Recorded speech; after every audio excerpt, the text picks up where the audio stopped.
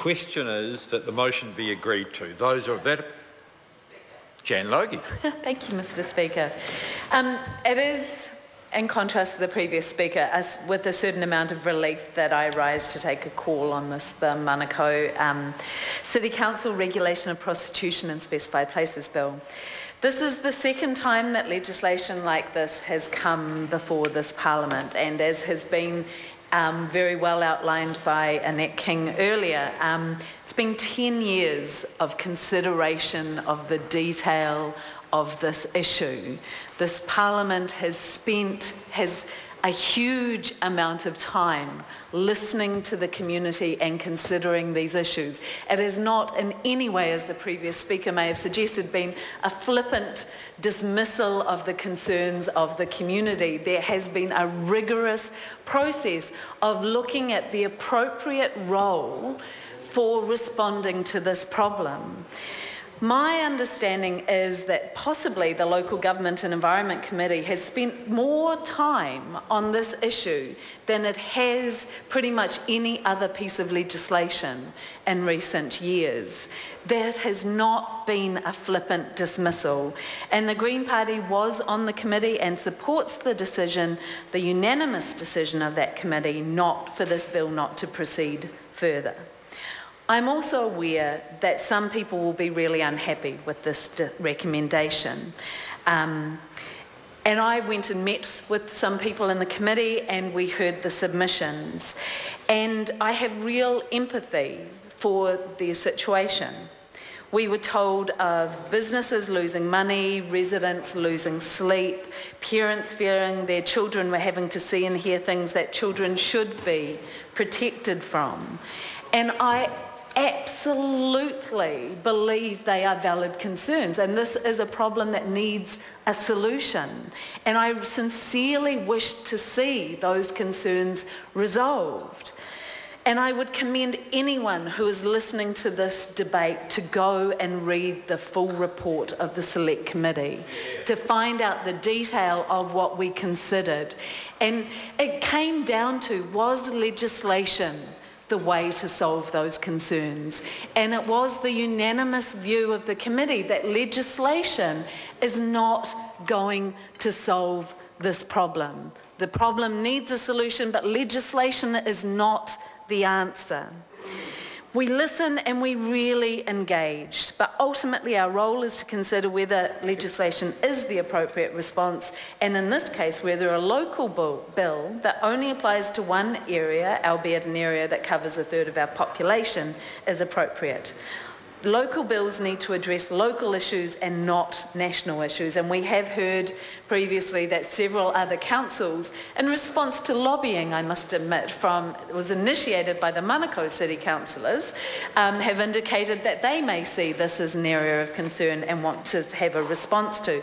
So it's quite clear that there is ambiguity about whether this is a local issue. We considered all the evidence and came to the conclusion that the problem was best solved at a local level, as well as potentially of looking at other legislative solutions on a much wider level through the Local Government Act.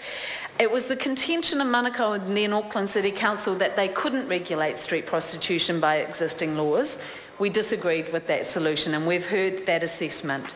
And we noted that Rodney District Council has specified that street-based sex workers meet the definition of hawkers and as such are regulated by its trading in public places bylaw and require an operating licence from the council. And further, Hamilton City Council has created a prostitution bylaw that restricts the location of brothels, sets out signage requirements and also prohibits soliciting in public spaces and within view of public spaces. So therefore we have evidence that bylaws are able to be used to regulate this. We've heard from a previous member that there's still the outstanding issue of, well, you can put it on your books, but can you enforce it? Well, the question that then the committee had to consider was, would that issue still exist if we legislated? And the answer was yes. We would still have the problem if we legislated of the police needing to enforce the legislation or enforce the bylaws that we were enabling to be created by this legislation. That problem would not go away. And in fact, we also were told that the police currently have the ability to prosecute on the summary offences, which covers a wide range of behaviours such as suspected disorderly behaviour, indecent behaviour, threatening or indecent language and willful damage to property. And they can arrest without warrant when they have good cause on any of those grounds already. And all the behaviour that was described to us by businesses and residents fitted those areas of concern. So the police have the ability already to arrest without warrant. So why would we create a duplicate law for one specific area of the country, or even enable bylaws to duplicate that provision, when obviously the problem is either around resourcing of the police to enable them to do that? And if that's the problem, then we encourage the community and we encourage the council to be lobbying government for increasing resources to the police to enable that to happen, though we would go for a more empowerment-based model ourselves. But clearly the answer is not in legislation, in duplicating existing powers. Another reason that we were told for this is that for putting forward this legislation was that it was expensive to be able to introduce this kind of bylaws and the processes of doing that. So therefore the council was wanting Parliament to spend the time, which it has 10 years, it spent its time to develop legislation.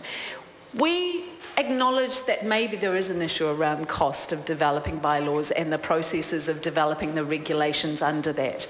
But that is not an issue specific to prostitution or for Auckland City Council. That is a much wider issue that should more appropriately be dealt with through a wider piece of legislation. And we would encourage any council to put forward or to negotiate with the Member of Parliament for that such legislation to be put forward. So we're not dismissing that concern, we're just saying this piece of legislation is not the way to deal with it. We were also told that enforcing bylaws can be resource intensive and proving an offence can be difficult.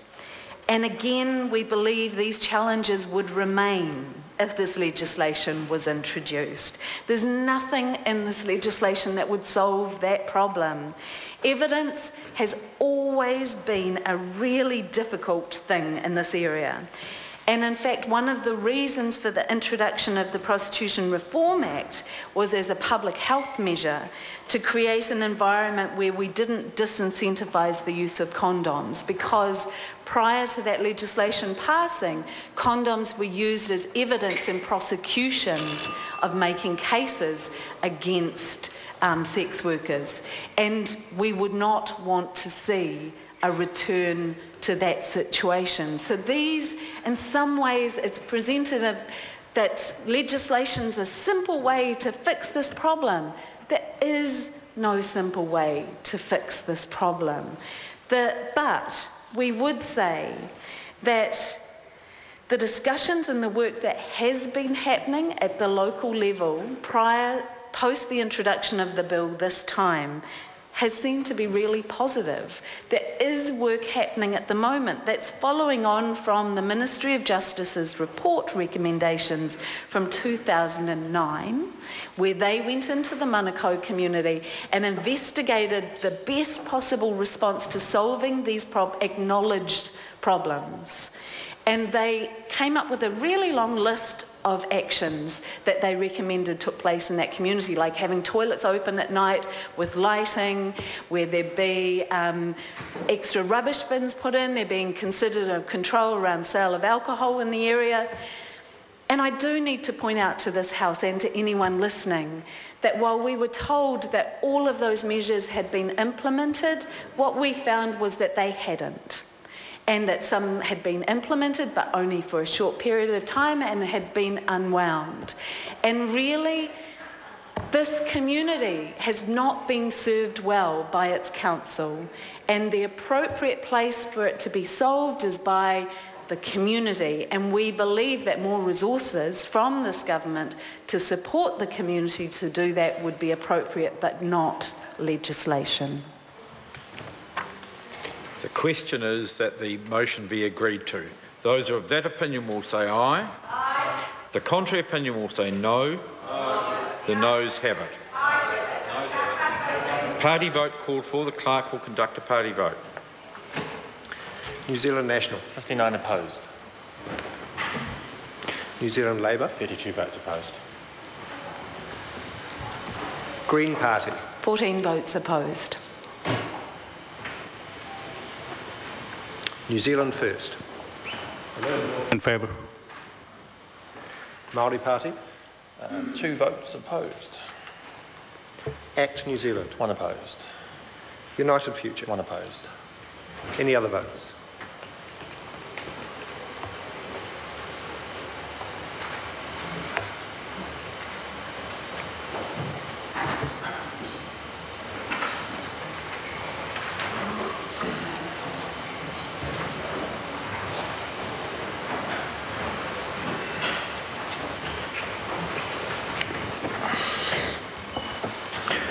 The ayes are 11, the noes are 109. The motion is not agreed to.